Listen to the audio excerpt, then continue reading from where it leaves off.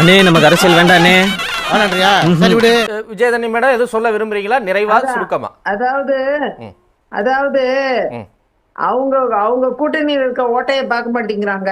இவ்வளவு பிரச்சனை நடந்துகிட்டு இருக்கு, பக்கத்துல உட்கார்ந்து காது கேட்க மாட்டேங்குது, ஒண்ணும் கேட்க மாட்டேங்குது. நடந்துகிட்டு இருக்கு. அதெல்லாம் தீர்வாகல. அதிமுக தலைமையிலான கூட்டணின்னு சொல்லும் பொழுதே நீங்க நல்லா தெளிவா புரிஞ்சுக்கணும். அதிமுக தனிப்பெரும்பான்மை இடமே ஆனால் நிச்சயமா அவங்கதான் ஆட்சி அமைப்பாங்க. தெரிஞ்சது தப்பு தாங்க. இனிமே நான் அப்படியெல்லாம் பேச மாட்டேன், என்ன மன்னிச்சிடுங்க.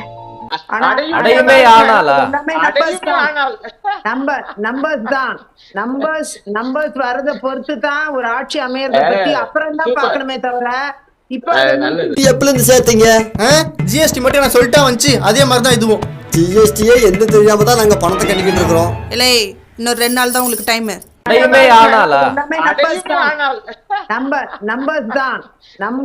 நம்பர்ஸ் வரத பொறுத்து தான் ஒரு ஆட்சி அமையறத பத்தி அப்புறம் தான் பாக்கணுமே தவிர எனக்கு என்ன பதில் சொல்ல போறீங்க?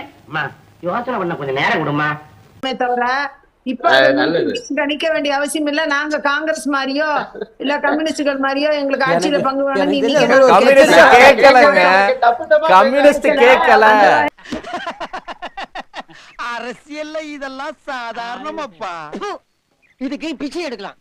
இப்படின்னா இவங்க தேர்தல் அறிக்கையில் சொன்னது எல்லாருக்கும் தர்றோம்னு சொல்லி 2021 28 மாதம் கழிச்சு தானே கொடுத்தாங்க. அந்த 28,000 தரப்போகிறதா ஒரு தகவல். திடீர்னு அக்கௌண்ட்டில் வந்தாலும் வரலாம்.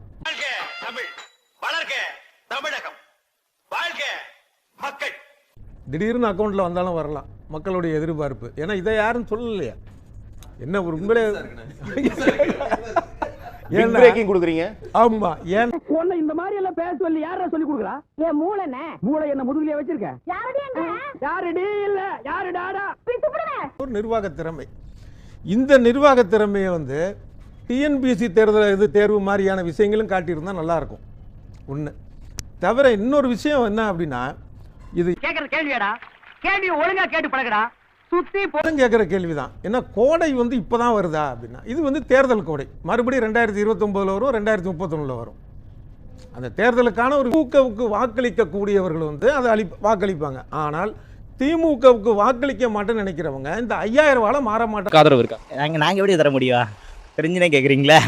நாங்க எப்படி தர முடியும்? இதை தவிர பாஜகவை பொறுத்தளவில் வாக்குறுதி கொடுக்குற லெவலில் இல்லை. அது மத்தியில் ஆட்சியில் இருக்குது.